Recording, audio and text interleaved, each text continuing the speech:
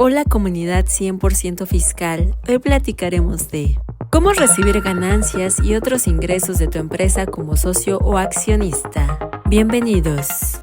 Bueno, uno de los temas más importantes que constantemente nosotros compartimos con nuestros clientes, amigos, nuevas personas que se incorporan a estas pláticas, es el referente a la parte en el cual cómo puede percibir ingresos de su empresa un accionista o un socio.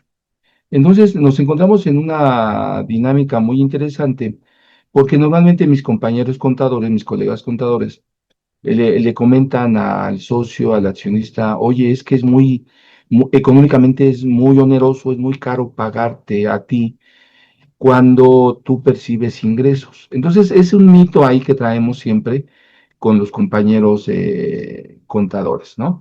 Y por el lado, me cambio la camiseta de abogado, pues también el abogado le dice, pero ¿cómo te vas a pagar?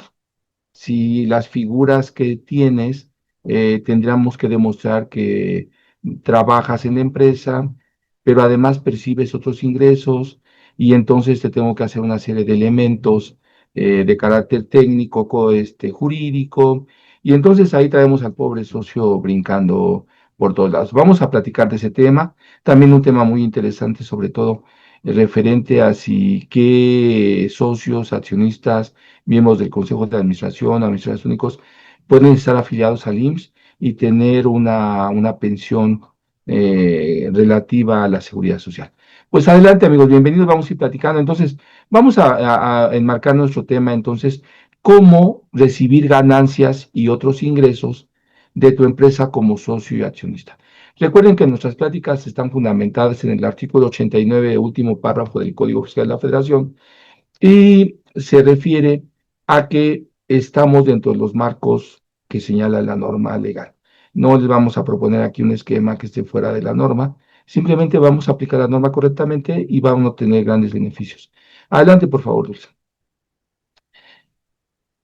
Entonces, amigos, el material está disponible aquí en Zoom a través de nuestro chat, y también nos mandan un mensajito a nuestras redes, a nuestro WhatsApp, porque hay material que está muy pesado y se los reenviamos de inmediato. Y también recuerden que solamente se entregan las constancias de participación a través del mensaje de WhatsApp. Pues ahí nos manda su nombre, este, Alfredo López, ya le mandamos su constancia de que estuvo por acá para que le crea ahí su esposa de que sí, mira, sí estuve en el curso, Raúl. ¿Sale, Alfredo? Bueno, entonces hoy me acompaña el ingeniero y contador público José Raúl Dávila Martínez. Él es un expertazo en este tema, hemos manejado muchos años este tema, y hemos apoyado a muchos, accionistas que dicen, ¿cómo saco este recurso, no? Y no lo tienen, y desgraciadamente, les comento, nuestros equipos contables, pues manejan ahí algunos elementos que están fuera de la norma y que después se convierten en un gran problema. ¿Sale? Adelante, por favor. Bueno, quienes al final de la plática vamos a regalar 3 diagnósticos sobre algún accionista que diga, oye, ¿cómo le hago aquí? Ah, mira, pues mira, te vamos a platicar. Le vamos a regalar 30 minutos de sesión gratuita. Les vamos a dar 3 perlas durante el camino de la plática. Y de esas 3 preguntas, los que nos respondan al final de la plática, les vamos a obsequiar estas 3 sesiones gratuitas. Adelante, por favor. Bueno, ¿de qué hablaremos, amigos, de este tema? Este tema es súper interesante, sobre todo para los que tienen una empresa o los compañeros que nos acompañan, que son administradores de la empresa, gerentes generales de la empresa, contadores de la empresa. ¿Sí? De las figuras más importantes que tenemos, pues está, ya hablará el contador ingeniero Raúl, pues vamos a hablar de los sueldos, los asimilados, las figuras técnicas. Pero ¿qué hay atrás de todo este gran proceso en el cual nuestro contribuyente se encuentra en situaciones de retiro de recursos? Normalmente nuestro contador, nuestro gerente administrativo, cuando el jefe le dice, pues necesito recursos, pues hacen circo, maroma y teatro y le dicen, es que es muy caro, ¿no? es muy onerosamente caro. Pero entonces hacen figuras que violan toda la norma y se les hace muy fácil. Dicen, pues mientras yo necesito dinero ahorita y le hacen un traspaso, ¿no? Y el traspaso le ponen préstamo. Entonces, pues algún día llega el SAT y le dice, oiga, ¿y estos préstamos cuándo los va a devolver? Porque de acuerdo a la ley de impuesto sobre la renta, cuando pasa cierto periodo del vencimiento del préstamo, ese ingreso se vuelve a acumular. Entonces, para efecto de impuesto sobre la renta, nos encontramos en un problema muy serio. Dos, le paso el recurso y entonces, pues no lo declaro. Mala suerte, salen sorteados ahí en acuérdense que las autoridades del SAT no solamente son porque yo te haya encontrado como autoridad algún error técnico, sino que muchas de las auditorías, y eso debe quedar muy claro a todos, son producto de un mecanismo que le llamaremos sorteo dentro de la Secretaría, dentro del Servicio de Administración Tributaria, y le tocó a Juanito que lo revisen, ¿no? Y le va a tocar a Juanito que lo revisen, aunque no haya hecho nada fuera de la norma. Pero llega la autoridad y dice, a ver, este recurso que usted se pagó, este recurso que usted se pagó, que usted se transfirió, y es que no me lo pagué, me lo presté, me lo transferí, ¿sí? Pero no tiene documentación. La autoridad llega y lo revisa y dice, pues para mí es un dividendo ficto. ¿Qué significa dividendo ficto? Es un ingreso que percibió nuestro contribuyente, nuestro cliente, pero no pagó impuesto. Entonces, para la autoridad es un dividendo ficto, es un dividendo falso. Entonces, en realidad, dice la autoridad, considera la autoridad, se transfirió recursos con el fin de no pagar impuestos. Y entonces, pues llega la autoridad y te determina 30% del impuesto, y entonces, pues ya te metes en un problema, ¿no? Que digamos que esa es la situación sencilla. Otra, nuestro amigo le dice el contador, pues miren, sale más barato que le hablemos al amigo de un amigo y que le transfiera recursos. Y entonces entramos al mundo de las empresas fantasmas, ¿no? Entonces va el dinero, da la vuelta, consiguen una deducción y le depositan a nuestro amigo en su cuenta bancaria una cantidad bajo ningún concepto. Dividendo ficto, ¿sí? ¿Sí? Y entonces la autoridad, cuando hace los procedimientos, utiliza dos procedimientos en materia fiscal, ¿sí? Una presuntiva de ingresos, porque dice la otra, pues a mí no puedes demostrar de dónde viene ese dinero. Seguramente te lo pagaron y no pagaste impuesto. Y no tienes ninguna forma de comprobarlo, de que la empresa, el patito SADCB, le pasó dinero. Entonces dice la otra, pues este es un ingreso, ¿sí? Un ingreso que no me estás declarando. Y buscan a la empresa fulanita, al patito, y el patito nunca aparece. Ahora, esa es una presuntiva y un acto en el cual la empresa también tiene una figura a contar en el mismo proceso. Juanito Pérez recibe en el año 100,000 pesos de ingresos, 1 millón de pesos de ingresos, deposita ese dinero, efectivamente nuestro contador paga bien el impuesto sobre el 1 millón de pesos, pero resulta que nuestro cliente o socio o nuestro cliente o contribuyente, pues se compró una casa de 5 millones de pesos cuando nada más recibió 1 millón de pesos y se fue, y después nuestro amigo se va a Las Vegas y se compra un vehículo y viaja y paga con las tarjetas de crédito, el venenoso American Express que todo lo reporta, y entonces resulta, a ver, platícame cómo que tuviste 1 millón de pesos de ingresos y en realidad tus gastos son por 5 o por 10 millones, y dice la autoridad, pues aquí hay ingresos que no me declaraste, ¿no? ¿Sí? Y entonces la autoridad pues arma todo ese proceso y se encuentra con una situación, y la autoridad puede tomar ahí dos caminos. Determinar una presuntiva de ingresos porque no me los declaró, o dos, irse por una figura más complicada que es la discrepancia fiscal. Y la discrepancia fiscal es que efectivamente declaré 1 millón de pesos, pero resulta que en realidad recibí 5 millones de pesos en mi cuenta, porque a lo mejor esas transferencias que me hizo la empresa Juan, la empresa que le decía el patito de SACB, ella sí existe como tal. Ella los determinó como esos préstamos o transferencias que me hizo, pero dice la autoridad, oye, aquí tú me pagaste del millón de pesos, el 30%, 300,000 pesos, pero tú traías 5 millones de pesos en tu cuenta, entonces me debes 1,200,000 pesos aparte de impuestos sobre la renta que no me has declarado. Estos casos son delicados. Nosotros hemos tenido que llevar casos de estos hasta el área punitiva, hasta el área penal, y estamos hablando de montos muy fuertes. Otra de las figuras es que ha habido muchas figuras, por ejemplo, en el país, que estuvieron mucho de moda. Por ejemplo, estuvo mucho de moda el honorario asimilado, en el cual la persona recibe el recurso, pero la persona que debería pagar el impuesto o declararlo, en este caso, pues yo lo voy a declarar como persona física, pero el que va a enterar el impuesto va a ser la persona moral que me pagó a mí. Pero resulta que la persona moral que me pagó a mí nunca ha enterado nada, ¿no? Pero yo al presentar la declaración del ejercicio, yo le digo a la autoridad, oye, yo recibí estos honorarios asimilados y el contribuyente los declara bien, pero la empresa que le pagó, pues nunca lo pagó. Estos casos han sido muy perseguidos por la Secretaría de Hacienda, han sido muy perseguidos por el Servicio de Administración Tributaria, han sido muy perseguidos por la unidad de operaciones con recursos de procedencia ilícita.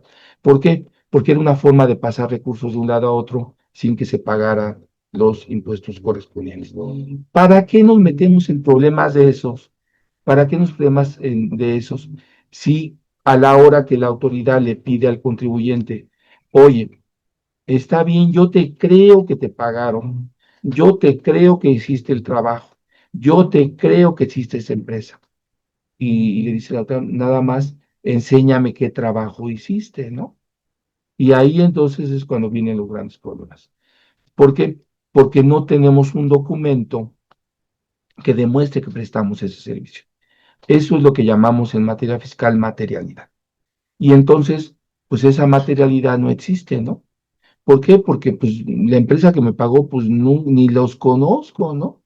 Ni sé que existe, no sé si tenían data constitutiva, no sé si tenía un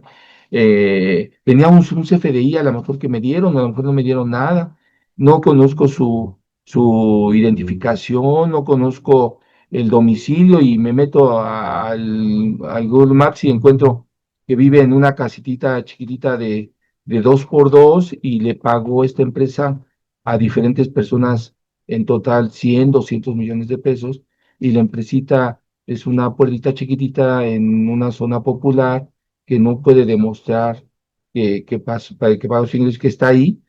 Y cuando buscan esa empresa, sale una señora, un señor, y dicen, no, pues aquí no hay nadie que con esas características, desconocen la empresa. Entonces se vuelve un problema. Entonces le dicen al contribuyente, pues sabes qué, pues estos no tienen las características de un honorario asimilado y van para atrás, ¿no? Y luego tenemos casos muy fuertes en los cuales esas empresas pues se desaparecen y el problema se queda acá en nuestro contribuyente. ¿Y dónde nació el problema? Nació el problema en que mi contador, mi administrador me dijo, es muy caro, es onerosamente caro. Y entonces pues el contador pues se le ocurrió la forma más sencilla de hacerlo. Pero también tenemos el otro lado de la moneda, ¿eh? El contador está muy tranquilo, en la empresa está pagando y resulta que le va a presentar la declaración anual a su jefe y su jefe tiene ahí en las cuentas bancarias un montón de depósitos que el contador nunca se enteró, nunca tuvo idea de que su jefe tenía esos ingresos y luego todavía el jefe le dice, pues es que usted no me está cuidando, pues ¿cómo va a saber qué tiene usted en su cuenta? ¿No? Y eso nos pasa, ¿eh? Nos pasa mucho con los clientes. Entonces resulta que aquí debe haber una gran comunicación el cliente con su equipo de servicio, debe de haber conocimiento de estos temas. Parecen temas muy sencillos, pero son temas muy difíciles y que implican un conocimiento técnico. Implican un conocimiento técnico porque después, cuando ya tenemos que estar con otras autoridades, pues el contribuyente entra solo, ¿eh? Entra solo cuando, incluso al SAT a veces no nos dejan entrar con el contribuyente, con el representante legal, con su defensa, no nos dejan entrar. O cuando vamos a la Procuraduría Fiscal, o vamos a la Fiscalía, incluso hasta esos momentos, o vamos a las administraciones locales de auditoría fiscal en los estados, Ciudad de México, Estado de México, Chiapas, donde te nos toque ir y resulta que la autoridad no te deja ingresar, ¿no? Tienes que hacer negociaciones, eso, para conocer esos expedientes y esas empresas, que ese es el tercer punto de esta plática. Las empresas que prestan ese servicio muchas veces ni siquiera existen legalmente, ¿no? Fueron creadas con documentación falsa, fueron creadas con documentación apócrifa, pero nuestro cliente conoció al que le prestó el servicio y voy a decir muy fuerte, y luego me dicen, es que lo conocí, fíjense nada más, lo conocí en el club, y que no sé qué club manejen ni qué club vayan, y pues, bueno, para que vean el nivel de los ingresos, ¿no? O otro, no, pues es que estábamos en una fiesta de cumpleaños del hijo, de la hija, y ahí se acercó un señor que era compadre del papá de una de las niñas, uno de los niños, y ahí me platicó, oiga, que usted se dedica así, o fue a comer, o fue a una reunión de trabajo, o fíjense dónde están estos nidos, hay muchos y tengan mucho cuidado, porque muchos de estas personas aparecen en las reuniones estas de New Work. Ahí estás tú muy contento ahí porque van y buscan, porque el empresario anda buscando ahorrar y ahí se les acerca, ¿no? Oye, mira, aquí está mi tarjeta, soy falsificador de facturas. Ah, no, soy vendedor de facturas. Y entonces así le ponen, ¿no? Y entonces ahí la gente va y compra, ¿no? Y después vienen los problemas porque estas gentes se nos desaparecen. Ahora, ese es el esquema real. Y a veces el dinero se necesita porque el socio de la empresa necesita sacar recursos. Entonces tenemos que buscarle los elementos fáciles, reales y que existen en la ley. ¿Tiene un costo? Sí. ¿Tiene un costo ese servicio? Sí, pero tenemos que pagar un impuesto. Tenemos que pagar un impuesto. Si pagamos el impuesto por el trabajador, si pagamos el impuesto por sueldos y salarios, si le pagamos a nuestro proveedor un impuesto, pues también tenemos que caer en la lógica de que nosotros debemos de pagar. Entonces, ese mito, esa falsa concepción que nos venden constantemente de que es muy caro, sí efectivamente tiene un costo, pero a lo mejor lo vamos a poder acreditar, a lo mejor lo vamos a poder deducir, vamos a bajar la base del impuesto y entonces va a tener un punto de equilibrio de empate, pero la persona, nuestro amigo, va a tener sus recursos sanos y salvos en sus cuentas bancarias. Ahora, ¿qué figuras existen? Pues muchísimas figuras, ¿no, Raúl? Existen desde los sueldos, ¿puedo recibir sueldos como sueldos? Claro, puedes recibir sueldos. Claro. ¿Cómo uso bien los asimilados? Pues bajo estas figuras. Oye, pero yo presto en la empresa y aparte dos servicios independientes. Soy arquitecto, soy médico. Bueno, pues también puedes decir, oye, la empresa me puede pagar. Claro, la empresa te puede pagar así. O muchas veces, ahorita va a platicar Raúl en este contexto, ¿no, Raúl? De que soy parte de la empresa, no me puede pagar mi contador y soy el que vende, soy el que toca las puertas para traer los negocios y no me pagan por vender. Y yo todo mi servicio, claro, la persona, ahorita Raúl, yo creo que va a hacer algunas reflexiones en esto, es que yo trabajo, invierto mi recurso, pues para obtener un beneficio. Pues eso es lo más lógico. O inventé una máquina, o tengo regalías por ese servicio, o se reúne el consejo de administración y entonces yo voy y doy los consejos para que la empresa crezca, porque los que le estoy vendiendo en mi experiencia, pues me tienen que pagar o realmente hice préstamos e intereses, pues voy a pagar esos intereses. O la empresa la colocaron en mi casa o en un terreno que yo tenía y la empresa nunca me paga, pues que te paguen renta, ¿sí? O ya tuve utilidades, ¿no? O la empresa ya floreció y ahora ¿cómo me reparto las utilidades? Ah, pues ahí te va por dividendos, ahí te va por tu cuenta de CUFIN, o quiero vender, creció tanto la empresa que tenemos que bajar el tamaño de la empresa, pues ahí te voy a vender, vamos a hacer una reducción de capital, o me tocó vender las acciones para yo comprar otra empresa o invertirlas en otra empresa. Entonces, amigos, platicaremos de este tema, espero que les sirvan nuestras pláticas, voy a estar voy a estar compartiendo el micrófono y pláticas con el contador Raúl, y espero que estas recomendaciones les sirvan mucho a ustedes, y saben que en cualquier momento nos pueden llamar, estamos para servirles, y las mejores recomendaciones es que tengamos una empresa sana, pero sobre todo tengamos un empresario que esté seguro de que no tenga que estar preocupado por este tipo de situaciones. Pues bienvenido, Raúl. Hoy vamos a platicar entonces con los amigos. ¿Tú tienes algunas reflexiones respecto a esto? Hola, ¿qué tal? Buenos días. Sí, pero las vamos a ir dando durante la plática, porque pues sí es un tema de analizar, principalmente los socios que realmente cuando ya empiezan a ver las alternativas de liquidez o las necesidades que tienen para sacar dinero de la empresa, es cuando verdaderamente empiezan a conocer la empresa que tienen y las características que tienen. Entonces, si quieres, le damos continuidad a este tema Sí, y nos seguimos, ¿no? Entonces, para iniciar esta plática, primero hay que hablar de la persona que necesita en este caso la alternativa de liquidez o una vía adicional para sacar recursos de su empresa. Antes que nada, no se trata de sacar recurso porque tengo una necesidad de la nada. Sabes que voy a tener un viaje y necesito sacar dinero de la empresa. No se trata de eso esta plática. Se trata de una vía adicional a que el socio tiene derecho por su capacidad o trabajo que está prestando dentro de la empresa. Entonces, en este análisis de ideas, primero conozcamos al socio, el que no es un inversionista pasivo, ¿no? El que hace un trabajo adicional. Entonces, platicando del socio, ¿quién es el verdadero socio? El socio es quien aporta un capital dentro de una empresa y va a recibir una utilidad en un futuro. Así de básico, no hay otra situación. ¿Qué quiere decir? Aportó dinero, está apostando por una empresa que va a realizar una actividad económica y que en un futuro va a recibir una utilidad por esa inversión que realizó. ¿Qué recibe? Recibe dividendos, utilidades después de impuestos. ¿Por qué? Pues porque aportó un dinero para que se lleve un negocio en marcha.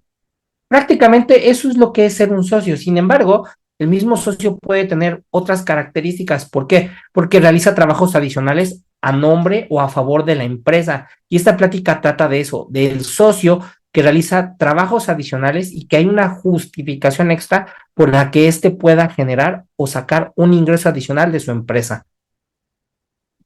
¿Cuándo se decretan los dividendos para un socio? Cuando se decreta al final del ejercicio fiscal y que se puede derivar de que ya hubo utilidades fiscales, se determina la utilidad del ejercicio y obviamente se lleva a cabo una asamblea ordinaria la que se lleva cada año y se decretan dividendos. ¿Para qué? Para dividir aquella utilidad que se haya generado.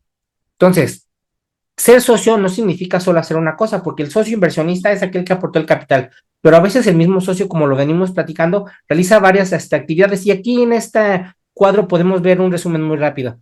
Tenemos el socio inversionista, que es el papel que tienes por aportar, el socio vendedor, porque hay socios que se dedican a conseguir clientes a favor de la empresa, el socio administrador, que es el que realiza las actividades dentro de la misma empresa para llevar a cabo dirección y decisiones, aquel operador que está en un área específica de la empresa, el financiador que no necesariamente está aportando dinero vía inversión, sino a lo mejor para un trabajo en específico o alguna emergencia vía un préstamo, y aquel socio proveedor de algún servicio social dentro de la misma empresa. Si se dan cuenta, estamos hablando de actividades que no están relacionadas solamente a la inversión de capital.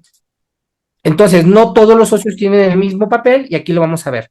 Un socio inversionista que aporta capital, un socio operativo que aporta trabajo diario, un socio vendedor que aporta clientes y ventas, un socio administrador, dirección y decisiones, un socio proveedor, servicios reales, socio propietario de activos, bienes, marcas o inmuebles, y un socio financiador, recursos económicos ante alguna adversidad o alguna necesidad. Pero ¿por qué lo estamos denominando así? ¿Esto viene en ley? No, esto no viene en ley. Estamos dando aquí este mensaje en el sentido del papel que el socio puede jugar adicionalmente dentro de la empresa. Entonces, la pregunta es, yo como socio, ¿cómo saco dinero? ¿Por qué motivo le estamos pagando al socio? Lo comentó el maestro Raúl hace unos momentos. Se le pregunta al contador y nos menciona, oye, ¿cómo saco dinero de esta manera? No, es que es muy caro. A ver, ahorita vamos a ver cuánto cuesta sacar las utilidades, todo el camino del dinero para decretar dividendos y verdaderamente comparar qué tan caro es esperar. 14 meses a recibir las utilidades de un ejercicio fiscal a sacarlos por un trabajo que estamos realizando. Entonces, y estoy mencionando 14 si es que la empresa presenta su declaración anual en tiempo y forma el 1 de marzo. Sin embargo, puede extenderse hasta 15 meses. ¿Por qué? Porque tenemos que esperar a que acabe el ejercicio, a que presentemos la declaración anual, a que veamos y tengamos utilidades, y eso tiene que esperar realmente estos 15 meses para poder recibir un ingreso, cuando en realidad a lo mejor está haciendo otra actividad. Entonces la pregunta es, ¿cómo saco el dinero? Y esta plática va a justificar esta parte. Entonces, los socios y la empresa son personas distintas y hay que entenderlo. Hay que recordar que una empresa, una persona moral, es un ente jurídico diferente a la de sus socios o sus accionistas. Tiene sus propias responsabilidades, pero por tener sus propias responsabilidades también puede recibir servicios adicionales y pueden ser sus socios o sus accionistas quienes prestan ese servicio. Entonces, existe el socio que trabaja, y ese socio que trabaja y presta alguna de las actividades que vamos a ver puede cobrar por ese trabajo que está realizando. Si vende, puede ser vía comisión. Si dirige, sueldo, monumento o asimilado. Si presta un servicio, pueden ser honorarios. Si renta un bien, puede ser arrendamiento. O si presta dinero, intereses. Pero aquí lo estamos viendo muy básico. Ahora hay que ver cuál es el que se ajusta a un traje a la medida del socio. ¿Por qué? Porque el socio seguramente tiene un papel adicional en la empresa y hay que ver cuál se ajusta. ¿Por qué? Sacar dinero sin una justificación es un no deducible para la empresa. Sacar dinero con justificación es una deducción, es una manera de sacar dinero de tu empresa y que sea una deducción real para tu empresa y no caigamos en los supuestos que mencionó el maestro Raúl hace unos momentos, porque el no deducible va a ser el de menos. Caer en discrepancia fiscal, puede ser uno, caer en un dividendo ficto, en una presuntiva de ingresos. Entonces, es importante la justificación. Esta plática, no solamente vamos a mencionar las alternativas, sino la materialidad que pueden llevar algunas de esas características, porque todo se centra en la materialidad y la justificación de cómo estamos sacando dinero de la empresa. Entonces, cuando no se distingue esto, aquí ya les mencioné los riesgos: gastos no deducibles, dividendos fictos, discrepancia fiscal, reclasificación laboral en algunos casos, y en el peor de los casos, conflictos entre socios. ¿Por qué? Porque como no tenemos materialidad, ¿qué pasa? Oye, ¿por qué a este socio se le está pagando algo adicional si yo también invertí lo mismo? Sí, nada más que este socio se presenta a trabajar y nos consigue clientes, pero como no lo tenemos dentro de actas, como no lo tenemos con justificación, empezamos a tener conflictos entre socios. Entonces, esta plática no solamente va a lo no deducibles, sino a tener claridad entre la misma sociedad. Entonces, primero hay que identificar cuál es el papel del socio y después ya se elegirá la alternativa. Cuando nosotros realizamos alternativas de liquidez, entrevistamos a los socios, les platicamos: oye, ¿y tú qué realizas por la empresa? No, pues yo nada más di dinero. No, mi mamá se incluyó para que pudiéramos ser dos y abriéramos una persona moral. Ah, ok, no, lo que pasa es que yo aporté o presté un inmueble para la empresa. No, es que yo me dedico a conseguir los clientes. Y entonces empezamos primero a documentar para ver cuál es el soporte para ver esta alternativa de liquidez y seleccionar la opción correcta de lo que está realizando el socio. ¿Para qué? Para definir una causa por el cual puede ser retribuido. Hay que identificar el rol adicional del socio. Hay que recordar que es un traje a la medida. Entonces, vamos a adelantar, pero el resumen de esta sección de quién es el socio es: el socio no es la empresa, no es la persona moral, es un inversionista en este papel que puede tener otro rol para poder determinar una forma de pago para él. Y el no distinguir correctamente el riesgo, vamos a caer en los supuestos que nos mencionó el maestro Raúl Dávila. Y entonces, un socio, naturalmente, ¿cuál es su retorno natural del socio inversionista? Y vamos a hablar. ¿Sus ingresos del socio de dónde vienen? Como inversionista, de la persona moral. Y esto los podemos encontrar pues, en sus distintas versiones, las del artículo 1 de la Ley General de Sociedades Mercantiles, que a lo mejor accionistas o socios, dependiendo cuál haya sido la sociedad que hayan elegido, habrán seleccionado nombre colectivo, comandita simple, responsabilidad limitada, sociedad anónima, sociedad cooperativa, comandita por acciones y por acciones simplificadas, o a lo mejor es de carácter civil y tenemos una asociación civil o una sociedad civil. Ya dependiendo de estas características, aquí ya empezamos a conocer a la empresa y ver qué características se nos pueden seleccionar. Por ejemplo, aquí ya vemos la persona moral con las características en cuestión de una tabla para que ustedes puedan buscarla. ¿Por qué? Porque es importante que también como socio conozcamos nuestra empresa, porque cometemos un error muy común, que es el socio y accionista no tienen una cultura corporativa. Cuando un socio va y abre la empresa, ¿qué es lo primero que pasa? Lleva su objeto social y el notario llena por lo general el acta constitutiva de la empresa y a lo mejor no son las características que tú necesitas o el accionista o el futuro socio no sabe cuál va a ser la cultura corporativa del negocio. Ay, pues ¿qué vamos a hacer? No, vamos a hacer un consejo de administración o un administrador único. Entonces, el problema radica en que no conocemos o no nos allegamos con alguien para que nos ayude a abrir una empresa y explicarnos cómo está. ¿Por qué? Porque cuando ya se acerca con nosotros a ver alternativas de liquidez, a lo mejor hay que mover algunas características dentro de la asamblea, en una asamblea extraordinaria, para poder que el socio o el accionista tenga derecho a alguna alternativa de estas. Entonces, hay que conocer nuestra acta para ver los límites y desde ahí se empiezan a plantear muchas cosas. El problema es que muchas veces hay un machote notarial, no tenemos las características, no se las damos al socio y pues nos meten gol por ahí y después tenemos un costo adicional en el futuro. No tenemos las reglas claras de fusión, escisión o equilibrio en el contrato social. Tenemos uno genérico, ¿sale? Y no estudiamos las características de la empresa. Entonces aquí les hago una pregunta. ¿Cuántos accionistas han leído su acta constitutiva? Y no vale mencionar, no, pues conozco mi objeto social. No. ¿Sabes incluso cuáles son las posibilidades de que otra persona adquiera tus acciones? ¿Qué medidas tenemos contra eso? Y nos vamos enterando hasta que ya tenemos un problema ya de la vista mercantil. Entonces, si el socio aporta capital inicial, lo venimos mencionando, ¿qué va a recibir? Pues dividendos. Pero si el socio, aparte, aporta recursos para crecer, pues entonces tiene mayor valor de sus acciones por una inversión mayor. Por cada aportación adicional, él puede tener un mayor valor de inversión en el futuro o incluso una devolución de capital o un dinero que está incubando vía CUCA o la participación accionaria, que si tiene muchas acciones en un futuro de una emergencia puede vender sus acciones. Y es lo que les mencioné hace rato, si no conocemos nuestra acta constitutiva, conocemos las reglas para poder hacer esto, pues la verdad es que no. Entonces, vamos a ver las vías que tiene el socio tradicional. Me voy a ir un poco más rápido para que lleguemos a las alternativas de liquidez. La primera vía por la que un socio recibe dinero, ¿qué es? La cuenta de utilidad fiscal neta. O sea, la utilidad fiscal neta, la fin de cada ejercicio. ¿Cuándo se decreta esto? Cuando presentamos la declaración anual, vemos si caemos en utilidad o pérdida.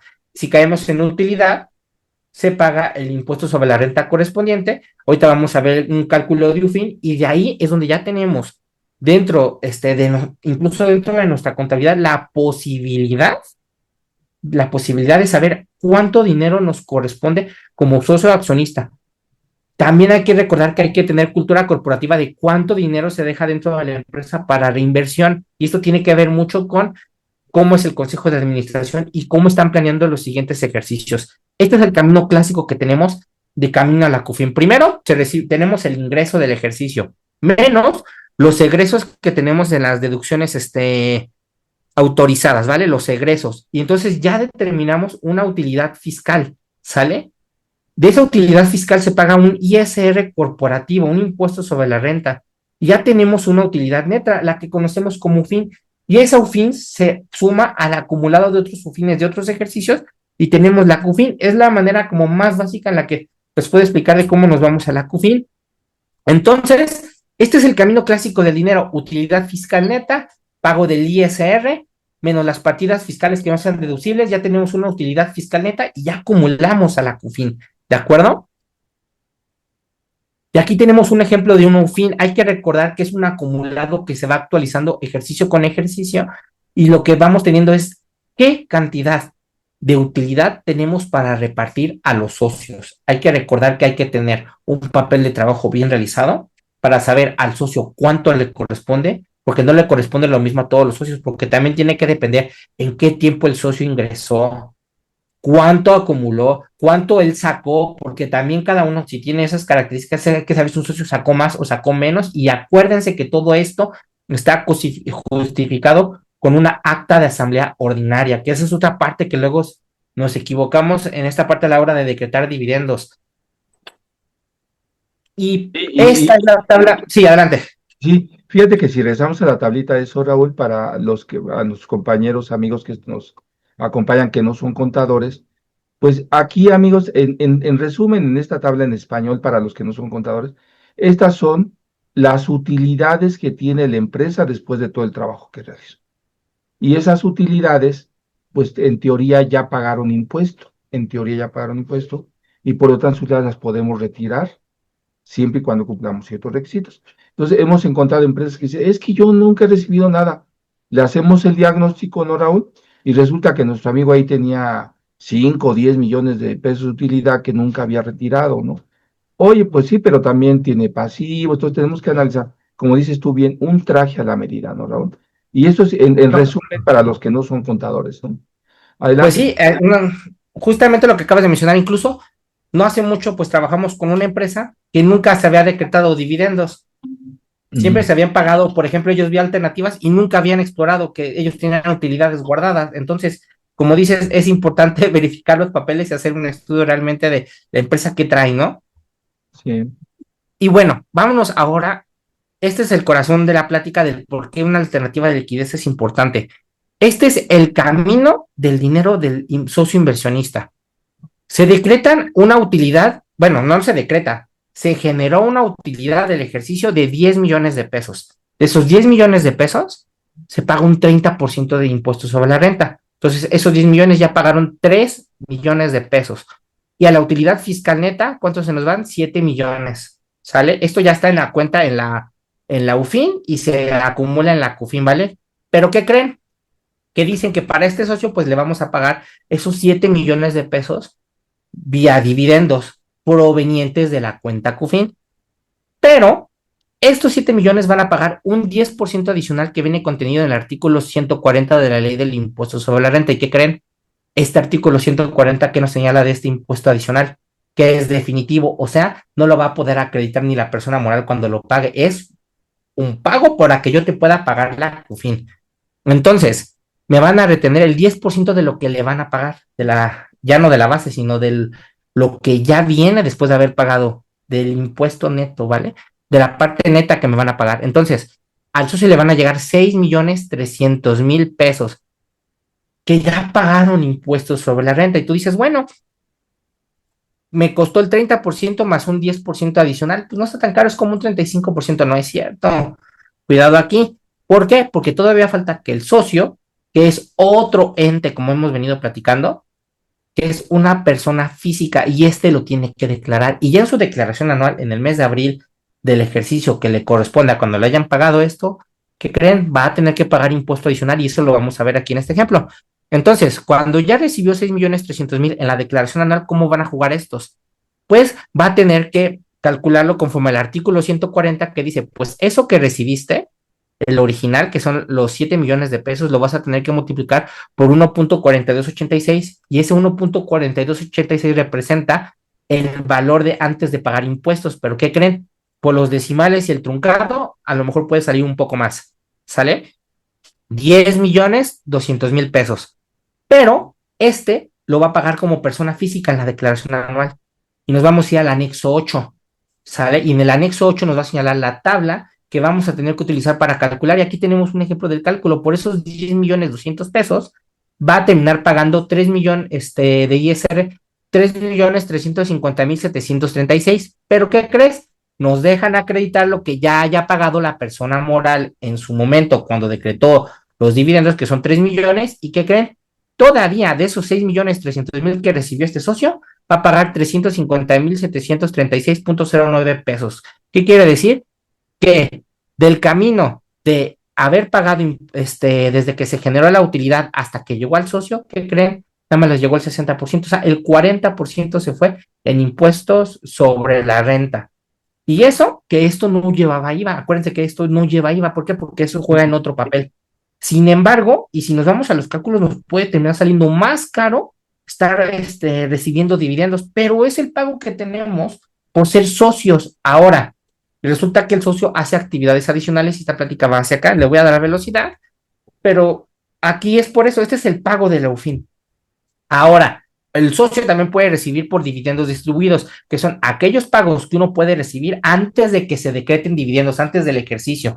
¿Qué quieres decir? Estoy pagando por adelantado y ya en el ejercicio anual la persona moral se podrá acreditar el impuesto sobre la renta que pague cuando decreta dividendos distribuidos. ¿Pero qué creen? Juegan las mismas reglas, se paga un 30% por adelantado por ese pago al socio y el 10% adicional por el artículo 140. Y la otra vía que tenemos es, ay, ¿sabes qué? Me urge mucho el dinero, voy a descapitalizar de la empresa parte de mi inversión, o dos, se la voy a vender a otro socio y que me compre mis acciones. Bueno, para esos papeles, para no meternos tantos en cálculos, ¿qué juega? Para hacer cualquiera de estos dos elementos juega la CUCA, la cuenta de utilidad, y Ya. en este caso también cuenta la CUFIN. Juegan las dos, ¿sale?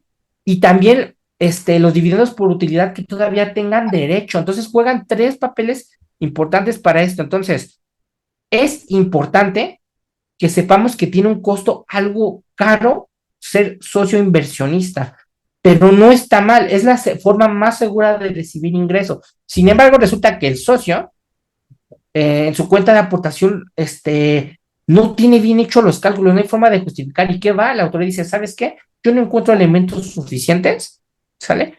Para poder justificar tu salida de dinero por una venta de acciones. Y entonces, ¿qué va? Pues nos vamos por dividendo ficto. ¿Por qué? Porque no hay papeles de trabajo.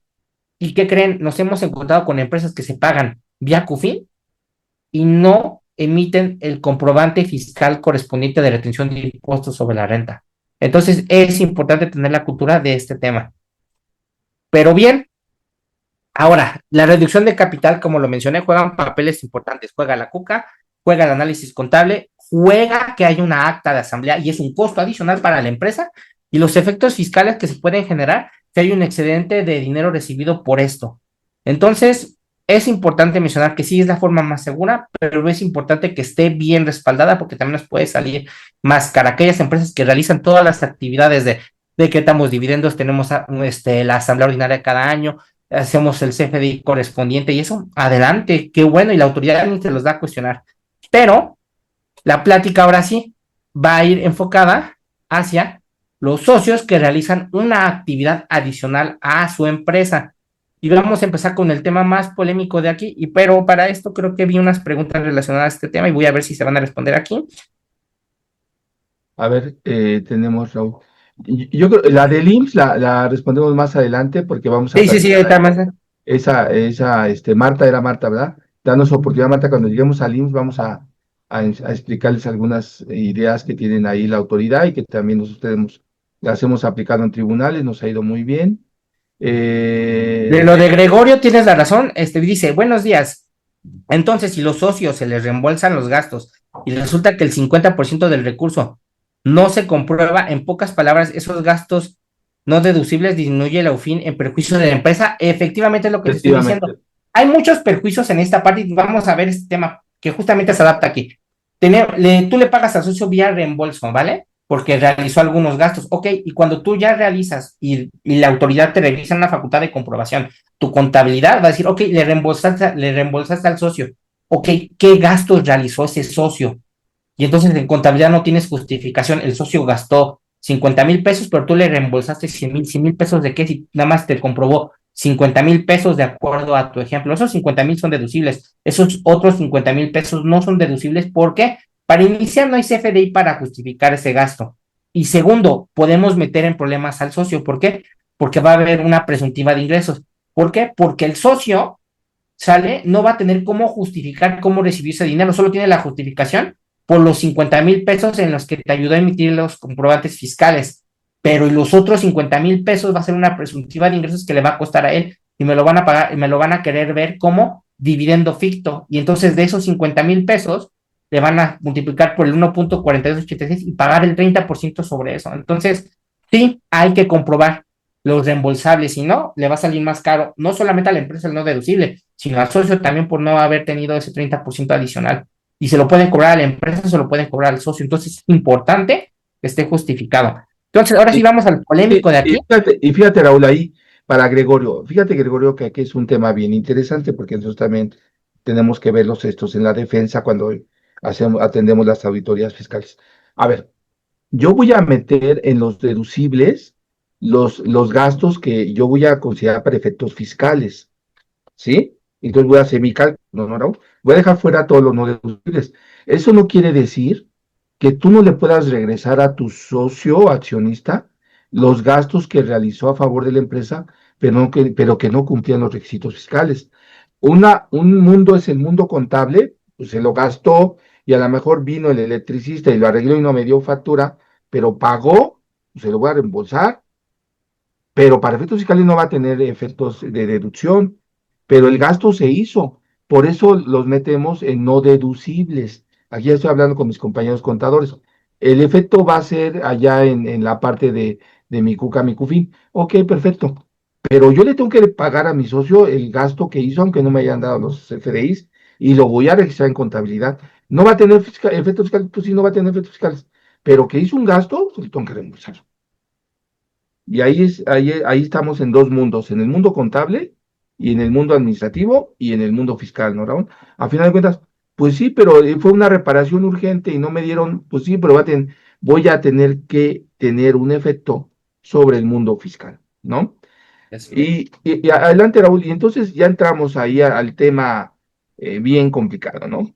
Que Pues todos los no días, complicado, pero el más usado de básico, que es que el socio también es trabajador de la empresa y le pagan vía nómina. Y aquí, tú y yo lo estuvimos comentando durante en otras ocasiones, pero es un socio, puede ser colaborador dentro de su misma empresa. Entonces hay que ver aquí el papel que va a jugar el socio dentro de la misma empresa. El socio realmente trabaja como empleado y aquí hay que ver qué características. El socio que trabaja dentro de su empresa debe de tener las mismas características que cualquier otro empleado. Ahora, el puesto se puede ser diferente, sin embargo, debe de tener las mismas justificaciones que es un contrato donde se pueda señalar el puesto correctamente definido que está jugando dentro de la empresa, las funciones claras de su puesto, que se pueda demostrar que hay una subordinación. Y esta palabra, los voy a estar molestando durante toda la plática con esta palabra, la palabra subordinación, que es lo que la autoridad está persiguiendo.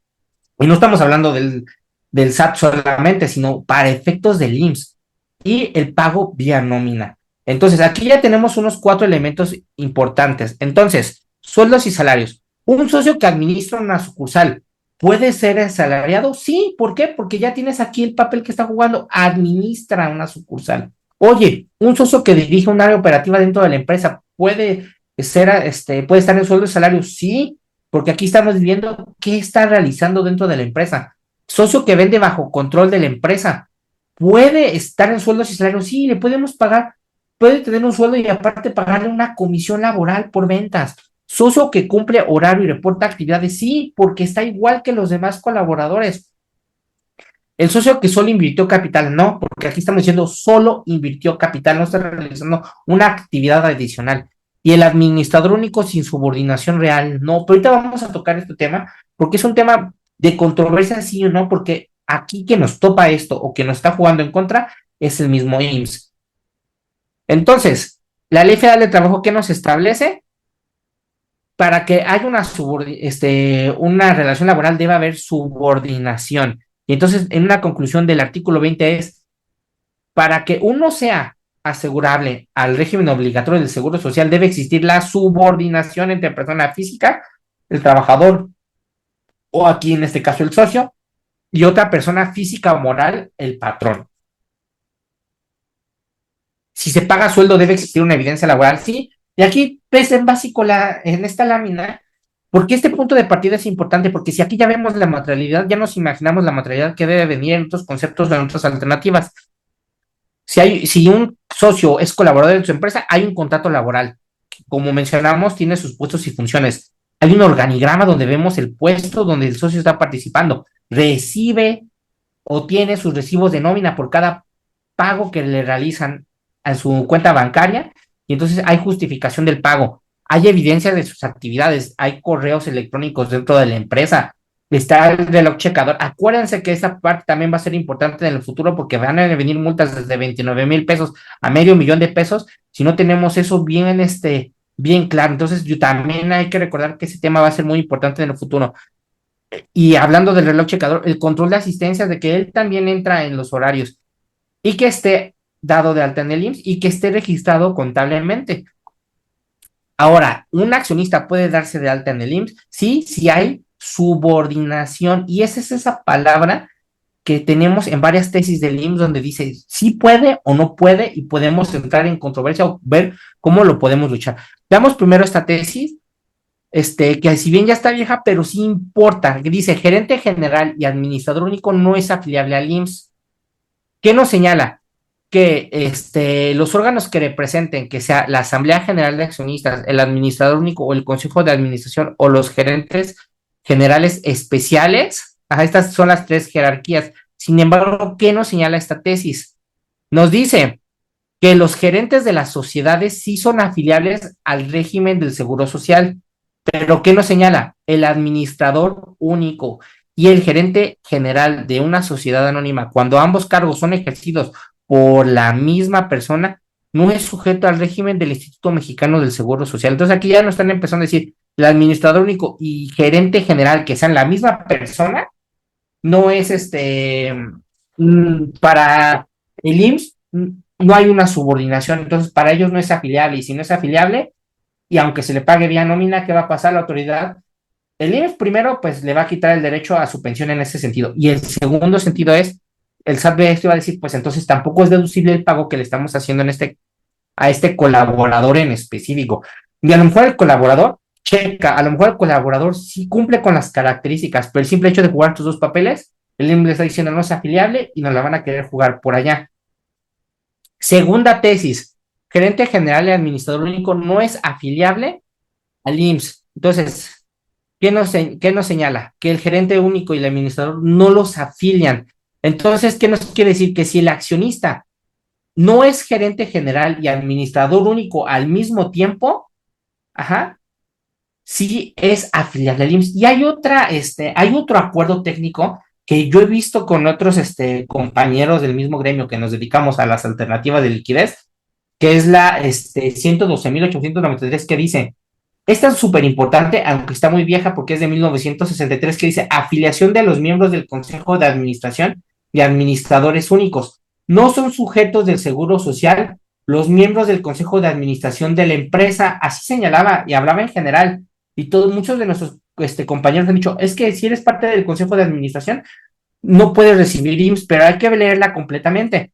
Dice, no son sujetos del seguro obligatorio los miembros del Consejo de Administración de las empresas que no desempeñen algún puesto adicional. ¿Sale? ¿Qué nos está diciendo? Que si eres parte del Consejo de Administración, pero no eres el presidente del Consejo o no eres administrador único, en esa parte, sí puede ser afiliable al IMSS. ¿Por qué? Porque hay una subordinación, hay un ente superior a ti. Porque el Consejo de Administración, si bien es el ente superior, pero dentro del mismo consejo hay un presidente. Entonces, sí son afiliables al IMSS.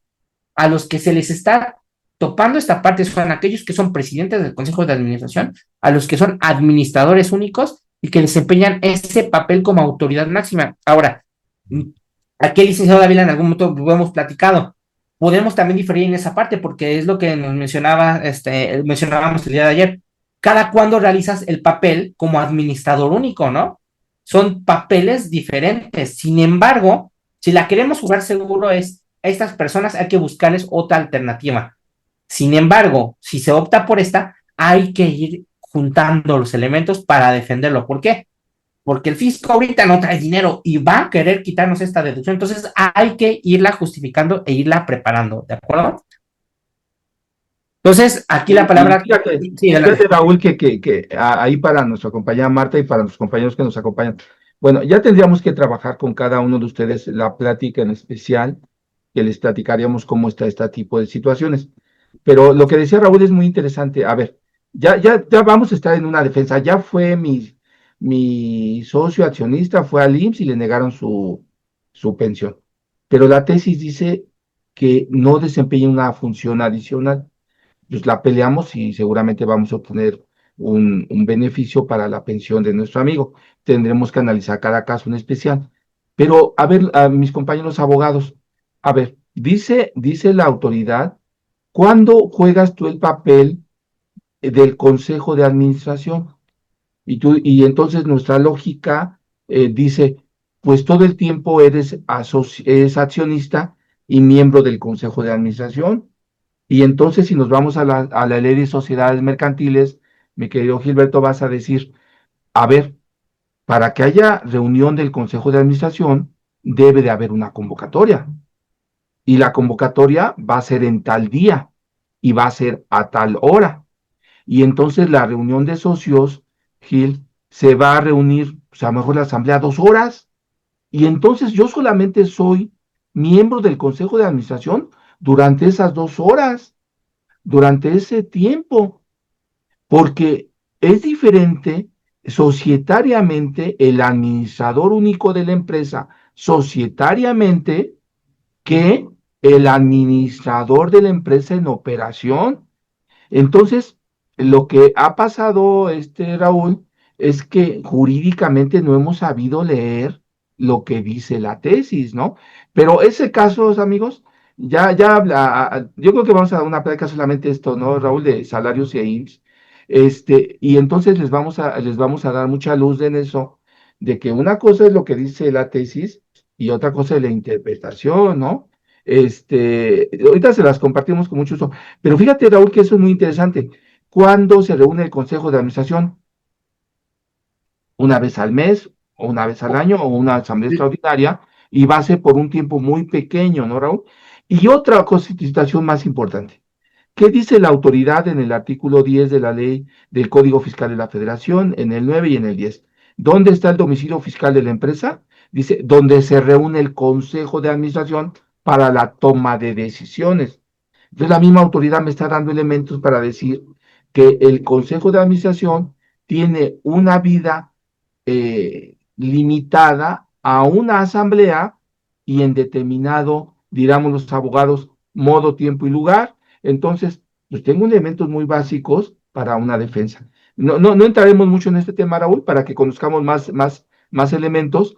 Y nada más le voy a dar la palabra a nuestro amigo Gil. A ver, Gilberto, ¿cómo que estamos aquí para servirte? Gracias, Gilberto. Gracias, Raúl, como siempre. Pues mi comentario un poquito quizás ayude a dispersar la duda, que tenemos que entender que el objeto de la seguridad social es cuando se da los elementos de la relación laboral, ¿no? Y ahí dispara muchas cosas. Entonces, la relación laboral pues, tiene que ver que si el trabajador está sujeto a un horario, recibe directrices de dónde trabajar, en qué momentos, qué cosas que hacer, y obviamente y a cambio de eso recibe una percepción. Entonces yo creo que esa es la parte básica de entender quién es asegurable o no. Y ya de ahí, obviamente, ya el tema del accionista, la primera pregunta es, ¿cumple con esos elementos? Y de ahí justamente, de alguna manera la autoridad se está tomando para estar rechazando la nómina que se le paga a las personas que ustedes ya comentaron, porque dice es que no cumple estos elementos de la relación laboral. Eso es lo que yo podría comentar en general. Gracias por la palabra. No, Gil, muchas gracias. Y efectivamente, para nuestra convivencia, agradecemos mucho, Gil. A nuestra amiga Marta, a ver, tu socio tiene el 99%, pero él es el presidente, él es el administrador único, él es del consejo de administración. A lo mejor puede haber un consejo de administración hasta de 2 personas. Habría que analizar, Marta, con mucho gusto. Si nos mandas un mensajito, con mucho gusto platicamos contigo de este tema y a lo mejor te pueden ser útiles algunos comentarios nuestros. Pues, y seguimos adelante. Gracias, Gil, gracias, Marta. Pues sí, ese es el elemento fundamental, Gilberto, la subordinación, ¿no, Raúl? Pero, ¿qué tenemos que tener? Pues que nuestro socio tenga un contrato, que nuestro socio cumpla los requisitos, pues para que no haya estos elementos de seguridad social, ¿no? Simplemente Justamente, te estoy pagando, ¿no? Simplemente estoy pagando la cuota de seguridad. A ver, ¿por qué no me la rechazas? A ver, ¿por qué no me la rechazas cuando te la pago? Pues si tú tienes el expediente allá, cuando yo voy y saco mi constancia de afiliación al IMSS, pues ahí aparece quién soy, o cuando saco mi tarjeta patronal, o sea, eso es ilógico, esos elementos los hemos defendido en tribunales y nos ha ido bien, ¿no? Ok, pues recientemente lo tuvimos en una auditoría con tesorería, ¿no? Que nos querían hacer no deducibles los pagos a ciertos colaboradores que formaban parte del consejo de administración y ahí se demostró, ok, efectivamente son parte del consejo, pero ¿qué crees? Hay un organigrama, aquí puedes ver dónde están sus pagos de nóminas, ¿qué creen? Tienen contrato. No, pero es que el presidente del consejo, sí, pero el presidente del consejo no es colaborador y no viene incluido ahí. Entonces, esa parte pues se pudo batear en esta auditoría y como dices, si hay elementos y hay materialidad, se puede demostrar. ¿Y por qué? Porque la misma autoridad tiene los elementos, lo que acabas de mencionar, tiene los recibos de nómina, están en las altas del IMSS. Entonces, están cumpliendo las características. Ahora, con este contribuyente que platicamos, sí hubo una problemática, ¿qué creen? Y esto es importante para que ustedes lo adicionen si es que ustedes tienen esas características.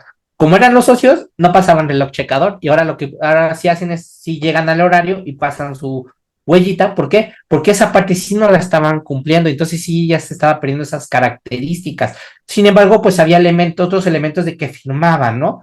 Pero es importante que empecemos a cumplir con todas estas características para poderla defender, porque la autoridad las va a querer desvirtuar. Un no deducible, ¿cuánto nos está costando para efectos de la utilidad fiscal neta? Porque el no deducible, pues por mí adelante, que pague más impuestos sobre renta, tiene menos deducciones y te pega, tiene el bolsillo en lo que es la cuenta CUFIN.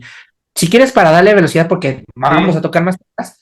Entonces, el accionista de básico es quien aporta dinero y vámonos. El socio también es el que aportó dinero, pero desde una parte social y dependiendo la característica de en qué régimen esté la sociedad. Pero ahora está otra tercera persona, que es el director. Tiene la responsabilidad de dirigir la estrategia y operación de la empresa. Es diferente al socio, que puede ser un socio director, es diferente, pero estamos viendo que son papeles diferentes. Un socio gerente, que a lo mejor tiene la gerencia de ventas, pero ¿qué creen? Que sí le está prestando o sí le está rindiendo cuentas a lo mejor al consejo o a otro ente. Entonces, este socio gerente puede ser así, puede llegar a ser sueldos y salarios y puede colaborar dentro de la empresa, ¿no? Que es un gerente general, pero ¿qué creen? No es el presidente del consejo o el administrador único, entonces si rinde cuentas, adelante y puede ser gerente y socio. O el socio que solo es empleado y lo hemos visto en varias empresas. Un socio tiene las características técnicas para formar parte de la empresa, lo invitan porque tienen la confianza para abrir la empresa o por la necesidad, y el socio se queda durante años y sigue a lo mejor en un puesto más de empleado, pero sí dirigiendo desde abajo o desde el lado con los colaboradores, pero sí es asimilable. Entonces, en esta parte es importante las características de cada socio. Hay que recordar que es un traje hecho a la medida cada uno de estos estudios. Y obviamente, pues paga conforme al artículo 96 o dependiendo del anexo 8. Pero bueno, aquí vamos viendo un ejemplo. Ahora, ¿cuánto cuesta esto? Depende cuánto ingreso esté percibiendo, ¿sale? Y qué costo adicional tiene la seguridad social. Ahora, ¿qué beneficios encontramos aquí? El socio empleado que accede aquí está recibiendo un ingreso seguro por su trabajo hecho a la empresa. Y dos, va a poder recibir pensión. Ese es el beneficio real de este.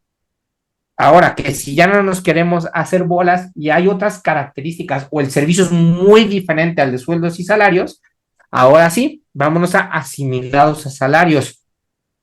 Y mucho cuidado aquí porque es donde muchos nos equivocamos, la verdad, y hay que estudiar este tema con calma. El asimilados a salarios no es un régimen, es una forma de pago, no existe. Hemos tenido esta discusión, licenciado, y con otros fiscalistas que es, oye, es que deben tener un contrato de asimilados a salarios. Eso no existe. Simplemente te voy a comentar, Raúl. Ganamos un juicio hace aproximadamente como un año de a una empresa que le determinaron 800 millones de pesos por asimilados a salarios. Y les dijeron que la figura no existía y también la regaron nuestro cliente porque les entregaron contratos de asimilados a salarios. Pues es que no existe la figura de contrato de asimilado a salario. Es una forma de pago. Es una forma de pago que está en la ley de impuesto sobre la renta y todo. Pero bueno, al final de cuentas ganamos el juicio porque la figura como tal es que nos dijeron, su prueba reina era el contrato de asimilados a salarios y efectivamente, y toda la autoridad fue por ahí, nada más que nosotros al final les dijimos, nada más que la figura de asimilados a salarios no existe y lo que hay es una forma de pago de las percepciones. Y claro, tuvimos la nulidad lisa y llana. Claro, fue un temazo, pero sí les comento, hay que tener mucho cuidado en esta figura, cómo la usamos, y es una forma de pago, ¿no, Raúl? ¿Estás de acuerdo? Es un tratamiento de un ingreso, nada más. Oye, te estoy pagando vía asimilados a salarios. Y para eso ahorita vamos a desglosar el Sí, artículo correspondiente, pues para ver cuáles caen, ¿no? y claro que nuestro amigo abogado que había hecho eso, bueno, ya que casi, bueno, queríamos ahorcar, pero bueno, hizo contratos de asimilados a salarios, ¿no? Ok, Entonces, asimilación legal versus simulación riesgosa, y vamos a verlo esto en una tablita muy básica. La asimilación a salarios que sea legal está prevista en la ley, tiene una función real, hay un contrato, pero no recuerden, no es contrato de asimilados a salarios, es un contrato de servicios. Y no sé, y nada más estás diciendo, y me lo van a pagar vía asimilados a salarios. Porque si lo estamos señalando como lo mencionó el maestro Raúl, pues entonces es laboral. Entonces va a venir va a venir el IMSS. Entonces hay que ver qué características y cómo se va a solicitar, porque hay características para esto. No hay subordinación laboral.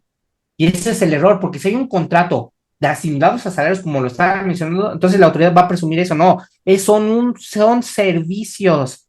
Y se retiene el ISR correctamente conforme al artículo 96 o el anexo 8, dependiendo el periodo de forma de pago. Ahora, es una simulación riesgosa cuando se usa para disfrazar una relación laboral. ¿Qué quiere decir? Que le pago a la misma persona la misma cantidad mes con mes. ¿Quién se va a asustar? El IMSS va a venir y va a decir, oye, ¿y mi seguridad social? ¿Qué onda? Dos, solo se busca evitar el IMSS o las prestaciones. Tres, solo hay CFDIs de nóminas. Cuatro, ¿qué creen? Que esta persona entra de 9 de la mañana a 2 de la tarde. ¿Qué crees? Tiene horario, el horario tiene jefe, da orden, recibe órdenes y checa controles. Entonces es un asalariado, no es un asimilado a salarios. Acuérdense, el asimilado es una forma de pago. Y pues se ignora la realidad operativa. Entonces ahí es donde existe el riesgo.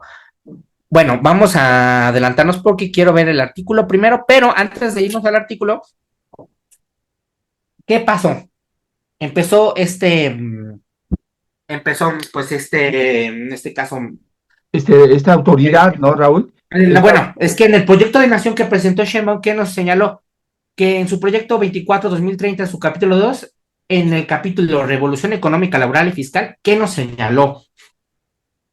Se buscaba una reforma laboral contra las políticas neoliberales, eliminar los salarios asimilados y el uso abusivo de la contratación por honorarios, que son otra forma de defraudación fiscal para el Estado. Pero a ver, el asimilado a salario existe porque era la forma en la que las autoridades le pagaban a sus colaboradores ya asimilados a salarios. Entonces va a eliminar la vía por la que ya le paga a los trabajadores del Estado. Entonces, ahí qué onda, ¿no? Ahora, Sí. Fíjate, Raúl, que yo quiero hacer unos comentarios ahí que son interesantes, ¿no?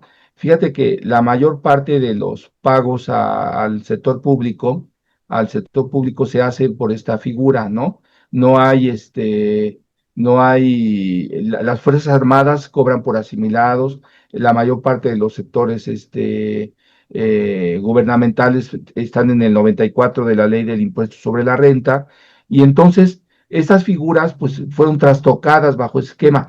Yo quiero decir que yo creo que le mandaron un mal mensaje a la presidenta en diciéndole, oye, pues esta figura es contraria, pero la mayoría de los municipios, la mayoría de muchas partes en los gobiernos estatales, incluso en la federación, se les pagó la figura asignada. Oye, pero no tienen seguridad social. No, pero es que la seguridad social, por ejemplo, las Fuerzas Armadas, ellos tienen sus propias instituciones de seguridad social. La Armada tiene sus hospitales, el Ejército tiene sus hospitales, y el problema es que en la administración pública centralizada, en la administración pública paraestatal, en muchas dependencias gubernamentales, sí le pagan a estas personas bajo esa figura, Raúl, y no tienen seguridad social. ¿Qué pasa? Pues cuando los despiden, se van al juicio laboral y le tienen que demostrar a la autoridad pues, que no les dio los servicios, y luego les preguntan ahí la autoridad, diga usted con qué horario entraba usted a trabajar.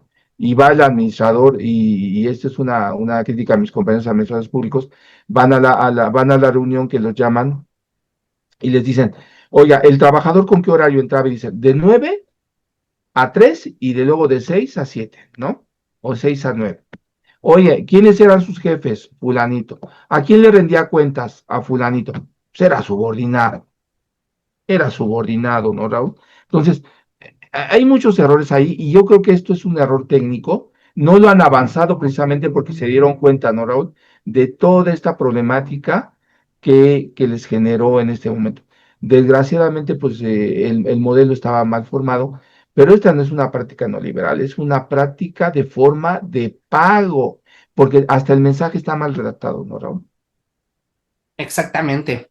Y ahorita vamos a ver cuáles son esos asimilados a salarios. Ahorita nos vamos a dar una idea, ¿no? Ujú. Bueno, aquí les dejo las características que una persona física que recibe por asimilados a salarios está topada hasta 75 millones de pesos al año y si no, pues lo cambian a honorarios profesionales. O sea, está muy amplio el margen, ¿no? No hay reglas especiales, hay reglas especiales que no es una relación subordinada, como lo acabas de mencionar. Debe realizarse la materialidad correspondiente. ¿Por qué? Porque cualquier gasto que uno tenga, ¿qué tiene que tener? O su cotización o la razón de negocio por la que estoy contratando, los entregables de ese servicio, que eso es lo que sí falta en general. Entonces sí es importante que se empiece a trabajar esa parte de la materialidad si es una relación de este tipo de asimilados a salarios. Que sí, sí hay un contrato, pero hay que recordar que no es de asimilados a salarios, es de una prestación de servicios. Y algo importante que menciona el artículo que ahorita vamos a ver es que la persona que quiere prestar un servicio a su empresa vía asimilados a salarios debe de presentar una carta de solicitud a la empresa, en este caso, de que se le pague vía asimilados a salarios y es una de las razones por las que muchas veces se las votan. Igual hay que recordar que se paga conforme al 96 o conforme al anexo 8. Y ahora sí, vamos a ver el artículo 94 que nos estipula, se asimilan a salarios estos ingresos, ¿no? Y entonces, primero las remuneraciones y demás prestaciones obtenidas por los funcionarios y trabajadores de la federación. Lo que acabas de mencionar, los primeros y para los que fueron hechos, ¿para quién fue? Para los funcionarios. Segundo, los rendimientos y anticipos que obtengan miembros de las sociedades cooperativas de producción, así como los anticipos que reciban los miembros de sociedades y asociaciones civiles. E inconscientemente las personas que forman parte de las sociedades civiles ya se pagan los adelantos, en este caso los anticipos de remanentes, ya estaban aplicando una, ¿cómo se llama? Una alternativa de liquidez. ¿Pero qué creen? Que aquellas sociedades civiles que reciben menos de 35 millones de pesos y que fue su única empresa a los que los hayan cambiado del régimen general a reciclo persona moral, esto ya no se volvió deducible. Se pueden seguir pagando, pero aquí lo que estamos buscando es que tu alternativa de liquidez sea un beneficio para el socio, en lo más económico posible, y una deducción para tu empresa. Si estas dos no juegan, no tiene caso la alternativa de liquidez. Estamos jugando que sea beneficioso para los dos. Una deducción de este lado y un beneficio para el socio de recibir dinero correctamente. ¿Y qué creen? Los reciclos, persona moral, no tienen acceso a y esa parte, pues, fue una parte controversial. Sin embargo, muchos, pues, pudieron, no caer en reciclo siendo sociedad civil. ¿Por qué? ¿Qué crees? Porque uno de mis socios forma parte de otra empresa y me señala que si es así, régimen general. Entonces, es importante analizar, como les dije, cada empresa. 3, los honorarios a miembros de consejos directivos, de vigilancia, consultivos o de cualquier otra índole. Y entonces, sí, el administrador único o alguno de los consejos directivos o consultivos participan en una asamblea, tienen derecho a esto. Que si cada vez que participan, tienen derecho a este pago, pero debe estar justificado en una acta de asamblea, en una participación, ¿sale? Entonces, ahí está la primera ente de materialidad. ¿Pero qué creen? Estos en específico graban muy caro. Graban directamente al 35%. Es segura, pero es muy cara, 35% directo, salvo que alguno de estos, aparte tenga otro papel en la empresa. ¿Qué crees? No, es que es parte del consejo de administración, pero también es colaborador. ¿Qué crees? Entonces ahí ya no se va al 35% directo, sino aplica lo del artículo 96 directo y paga como si fuera un sueldos y salarios, pero es un asimilados a salarios. Por eso les digo que hay que ver el papel de cada socio y cada empresa. Los honorarios a personas físicas que presten servicios preponderantemente a un prestatario y los que presten servicios personales independientes. Lo que es el 4 y el 5 pueden ser honorarios profesionales, empresariales, o pueden ser asimilados a salarios. Sin embargo, es donde juega la parte que les digo, la carta que me señala aquí, cuando comuniquen por escrito al prestatario que optan por pagar el impuesto en los términos de este capítulo.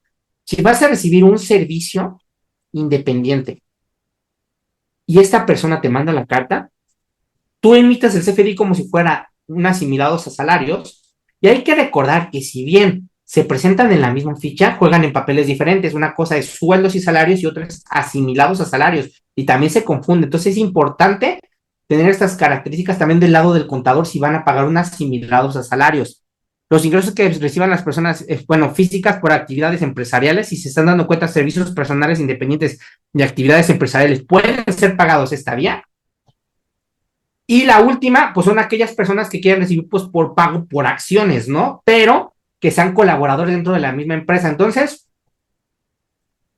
¿cuál se te asemeja a ti? Aquí es la pregunta que te tienes que hacer. Asimilados a salarios suena, pues, la más, ¿cómo se llama?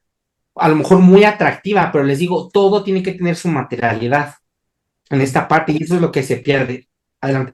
Exacto, ¿Ibas a Raúl. mencionar algo? Sí, vamos a repasar algunas figuras de forma muy general y un saludo a nuestros amigos que nos están viendo por YouTube. Está muy, allá tenemos un poquito de gente que nos está acompañando. Muchísimas gracias por acompañarnos bajo esta modalidad también. Pues Raúl, pues platícales a nuestros amigos otras figuras de forma muy general. Cada una se va a adaptar a cada una de las personas. Tenemos que hacer un análisis específico de cada uno de ellos, ¿no? Ok, y como lo mencionamos, tenemos emolumentos a administradores y consejeros, que en realidad es el asimilados a salarios, pero lo queremos sacar de aquí en un punto aparte. Estos emolumentos, ¿por qué se pagan? Se pagan por dirigir, no por invertir, es por tu participación en el consejo de administración o en la junta de socios. Es un derecho y lo puedes cobrar, pero es importante que lo tenemos representado en la acta, cuando se juntan, decir, ¿sabes qué? Y por esta reunión nos vamos a pagar emolumentos, ¿sale? Ya les dije que estas características dependen de qué papel esté jugando el socio dentro de la empresa. Si es colaborador, no hay 35% de directo, pero si no es colaborador, 35% directo sobre el ISR. Entonces es importante jugar aquí correctamente nuestras cartas en el papel que esté haciendo el socio dentro de la empresa. Y es por cada participación. Tienes derecho. Lo que pasa es que muchas veces no lo aprovechan en esta parte. Entonces, es un asimilados a salarios, pero lo tenemos aparte porque es importante considerarlo, porque estamos hablando de socios y accionistas. Y principalmente los socios y los accionistas sí participan en los consejos de administración. Entonces, por eso lo estamos señalando aparte. Si bien es un asimilados a salarios, lo estamos metiendo en una parte, pero para que ustedes también lo consideren dentro de su, Sí, de y su papel. analicen esta figura, ¿no, Raúl? Nosotros hemos llegado a empresas, yo participo en muchos consejos de administración, y el hecho es de que llegamos a la empresa, llevan la empresa 30 días en un problema y que no puede resolver. Llega uno de los socios, nos vemos en el consejo, y en 5 o 10 minutos, con la experiencia de los socios, pues sacan un problema que no podían resolver en meses, ¿no? Entonces, por eso se les paga y se les paga bien, ¿no? Adelante, Raúl. Efectivamente. Entonces, bueno, lo tenemos aquí aparte. Acuérdense que hay que justificar correctamente el pago. Y ahora sí, vámonos a servicios independientes. ¿Cuáles son? Son aquellos que nosotros prestamos como persona física a favor de la empresa. ¿Qué quieres decir? ¿Qué crees? Uno de mis socios es abogado y sabe elaborar, pues él está realizando la revisión de los contratos laborales de los siguientes prospectos. Ok, perfecto. En la revisión del contrato, pues vamos a pagarle por la revisión de los contratos. Ok, ¿tiene derecho a eso? Ok, va, pero tengo un contrato con esta persona para la revisión de los contratos. ¿Hay una justificación para este pago? Entonces, aquí volvemos a jugar con la materialidad. Puede ser por consultoría, puede ser por alguna capacitación del socio, porque a lo mejor sabe un tema en específico en maquinaria, o puede ser por diseño, porque es diseñadora industrial y está creando un espacio específico para una maquinaria, o es del desarrollo personal, o presta un servicio técnico dentro de la empresa. ¿Por qué? Porque es un manufacturero que solo sabe reparar una maquinaria en específico, o es un administrador que sabe de estrategia. O sea, le estoy diciendo es por una actividad que le está prestando dentro de la empresa, pero sí tiene sus riesgos. Y uno de los riesgos principales que tiene es pues es que si no podemos justificar el costo que se le está pagando el socio, nos vamos a meter en otro papel que son los precios de transferencia, porque aquí estamos jugando con partes relacionadas, porque es socio y es empresa. Entonces es importante poder justificar que el valor que estén recibiendo del servicio del socio sea del valor del mercado. Es importante justificarlo. No, pero es que en los precios de transferencia, otro lo da en 100,000 pesos y ese los vendió en 50,000, el famoso AMLEC. Pues, ¿qué crees? Pero ese socio puede justificar que le presta ese servicio a otras empresas en el mismo costo. Por eso es importante tener la justificación de por qué se está recibiendo ese ingreso y todo, se los vuelvo a señalar, es materialidad. Ahora, por este servicio, que es los servicios profesionales que se le pagan al socio vía honorarios profesionales, pues que creen, graban IVA. Hay un beneficio, ¿no? Que tenemos un IVA acreditable, pero es más caro que pagar asimilados a salarios, pero es más seguro en ese sentido. La autoridad casi no los observa, salvo en facultades de comprobación cuando nos pida materialidad de ese servicio, pero es menos probable que nos vaya a revisar, por ejemplo, alguna autoridad como el IMSS por ese efecto, porque aquí ya no juega. Entonces, hay que ver el grado de riesgo de cada una, pero sobre todo es ver qué papel está jugando el socio dentro de la misma empresa. Entonces, aquí hay que ver qué comprobantes amparan las operaciones o los gastos no deducibles. El SAT puede rechazar estas deducciones porque es que le pagué honorarios profesionales por un curso de capacitación. Ok, y tienes videos del curso de capacitación o fotos o videos o cuál fue a qué materialidad hay por el que le pagué esto. No, es que no tengo eso. Es que el socio no quiso que lo grabáramos. Pues el socio no quiso que lo grabáramos, él ya recibió su ingreso, pero ¿qué crees? Tu persona moral no la va a tener deducible. Riesgos de discrepancia fiscal. No, es que el socio recibió el dinero, pero no nos quiso emitir el recibo correspondiente, pues para la empresa no deducible y para el socio puede haber una discrepancia fiscal a lo mejor o una presuntiva de ingresos hacia él. Que se está pagando esta vía porque hay una falsa independencia y entonces resulta que le están pagando vía honorarios profesionales, pero ¿qué creen? En una entrevista le dicen al socio y el socio se equivoca y dice, ay, es que yo trabajo de 9 a 7 a la empresa.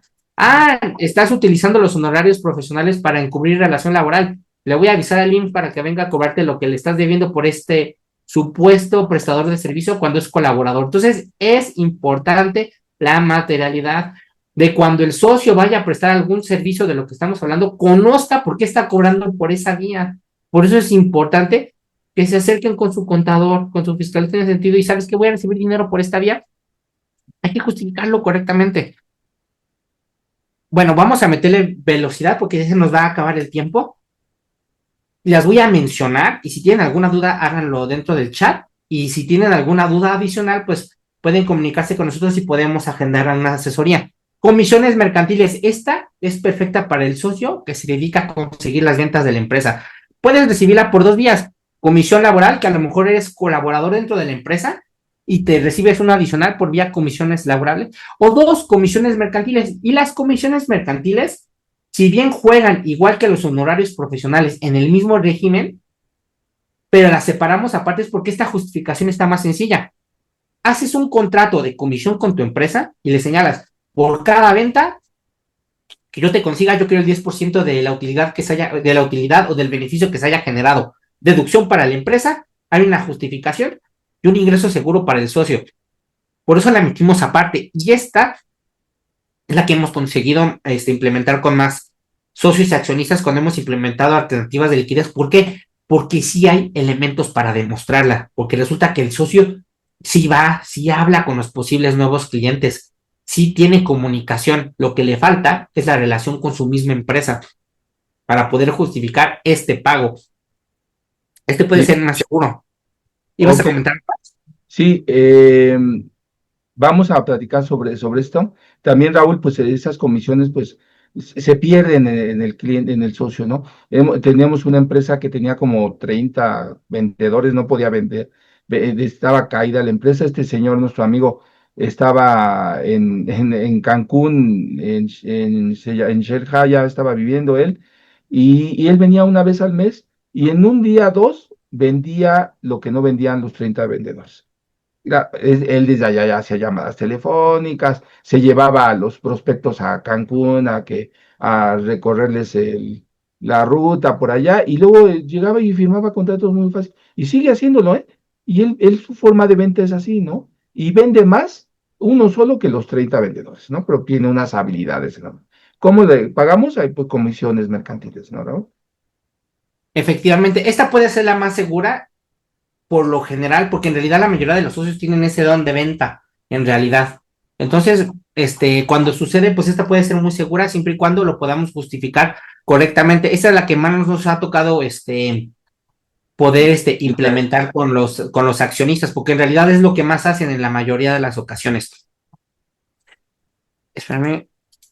Ok, perfecto. Entonces, seguimos avanzando. Otra de las que también se ocupa, bueno, en este caso, La es comisión. importante, son los 4 puntos que debe de traer la comisión, que es una operación real. ¿Por qué? Porque vas a poder identificar al cliente.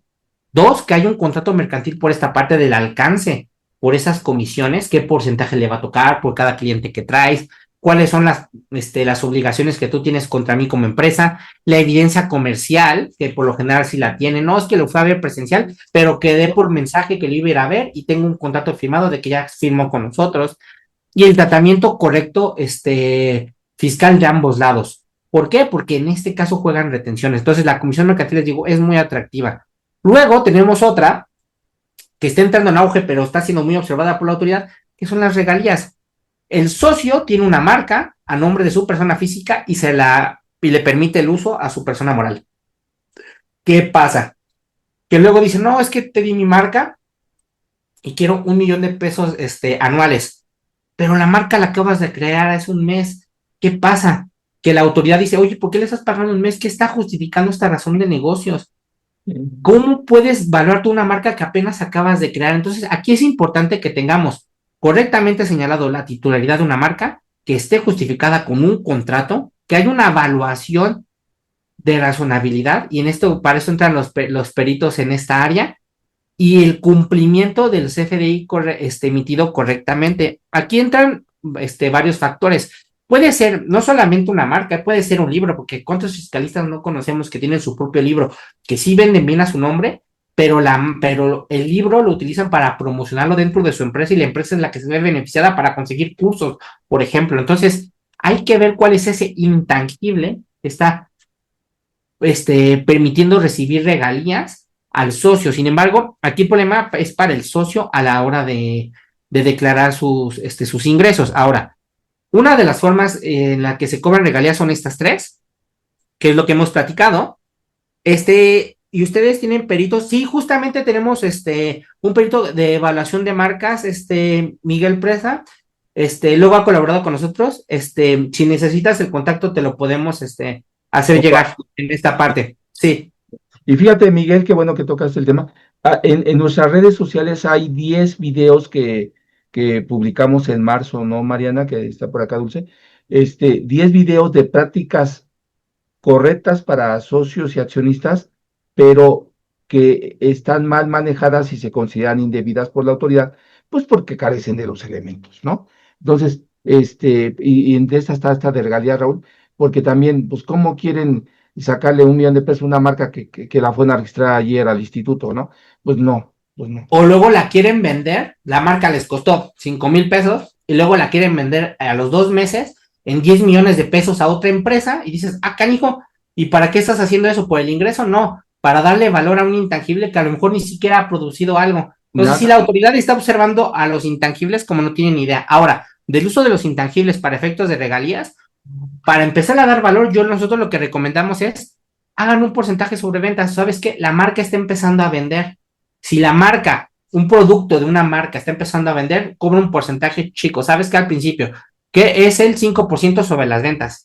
Y empieza a hacerle un historial al mismo, a la misma marca. ¿No? ¿Qué crees? El próximo año ya superó tal umbral. Pues ahora cóbrales el 10%, pero ¿qué crees? Ya está justificado porque el año pasado fue el 5%. ¿Y qué crees? Las ventas de 100 productos ahora pasó a 10,000. Entonces, ahí ya empezamos a hacer historial para las marcas, pero lo que le estamos generando es historial para que cuando llegue el evaluador sí te pueda definir, ¿sabes qué? Esta marca tiene este valor de venta, este valor comercial.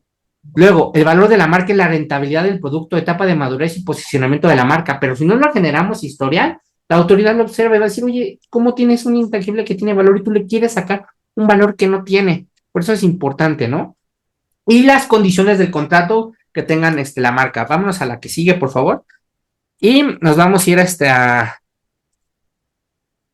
Bueno, vamos a adelantar. Tenemos préstamos e intereses, puede sonar muy sencillo, pero muchos de los socios prestan recurso económico dentro de las mismas empresas porque tienen algún negocio en marcha que necesitan de rápido, o la empresa tiene alguna necesidad, incluso de pagos de nóminas. ¿Qué creen?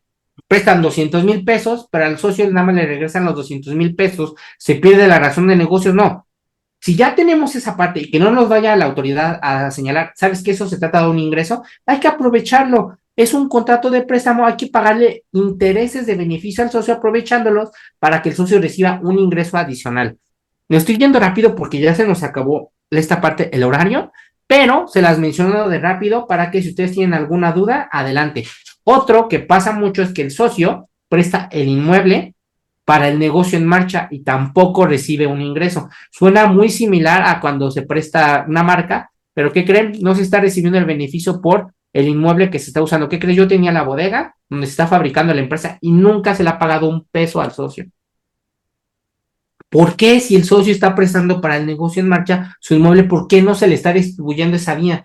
Ay, no, es que el socio lo puso, puso el inmueble, pero también tiene acciones. Ah, pues entonces si él hubiera querido desde el principio aportar su inmueble vía inversión, lo hubiera aportado dentro de las acciones de la empresa, pero si no fue por esa vía, debe de estar recibiendo un arrendamiento por ese inmueble, ¿vale? Es importante que ustedes, ahorita nada más por esto, por encima, ustedes consideren cuáles son esos artículos que les puede generar un beneficio para su empresa para seguir recibiendo ingresos. Sí, cobren renta por las máquinas, los carros, los vehículos, todo lo que es de ustedes, y lo aportan y dicen, pues es que no tengo dinero, pues no tienes dinero, ahora sí diría un cliente, no tienes dinero porque no quieres, ¿no? Pero un cliente que muy interesante, que tenemos un perfil ahí de cliente muy especial, muy buena onda, y él dice, pues no tienen dinero porque no quieren, dice. Ok. Entonces, ya de rápido, ahorita les señalamos algunas de las alternativas de liquidez que existen para todos, ¿no? Que es estudiar qué papel juega el socio dentro de la empresa adicional a su papel de inversionista. Entonces, invertir en la empresa y solo tendré beneficios hasta que la misma tenga utilidades. ¿Qué hacer? Pues ya te platicamos qué hacer. Pero ahora, ¿qué va a pasar si no lo justificas correctamente? Primero, dividendos fictos. ¿Qué es ficto? Simulado o fingido. La autoridad considera como dividendo ficto a los ingresos que percibe el socio por parte de la empresa disfrazados sin ningún sustento. Eso lo encontramos en el artículo 140. En la fracción quinta, la utilidad fiscal determinada inclusive presuntivamente por la autoridad fiscal. No tengo justificación. Se trata de un dividendo ficto. Le voy a ir a cobrar a tu empresa el 30% por ese dividendo que tú recibiste, y tú también tú también me lo vas a tener que declarar en tu declaración anual, y es el camino tradicional de dividendos. ¿Pero qué creen? Se va a ir como no deducible para efectos de la empresa. Cuidado aquí. Dos, discrepancia fiscal. ¿Cómo también resulta que el socio tiene muchos gastos? En el ejemplo que nos acaban de dar, ¿no?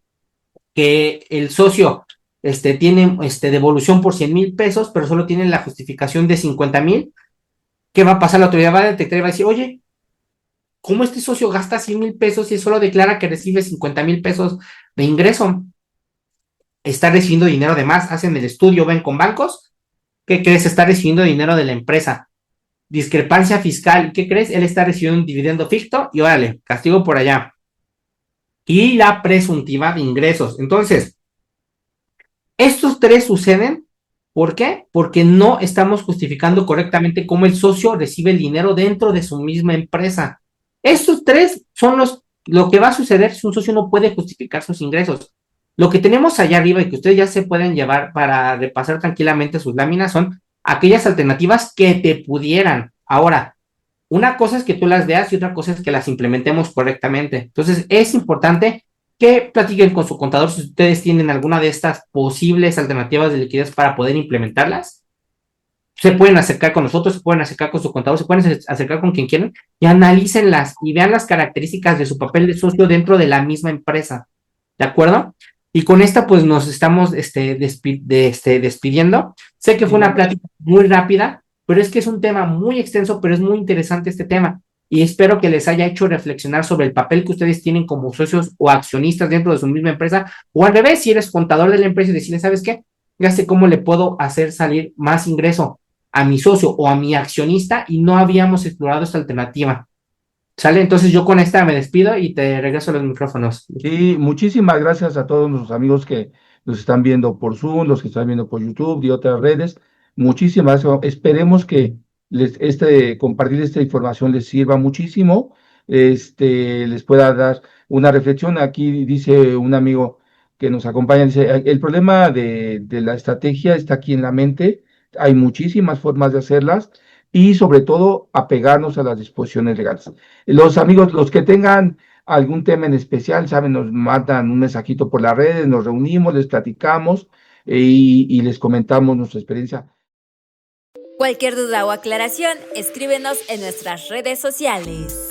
Somos 100% Fiscal. Asuntos fiscales, soluciones fiscales.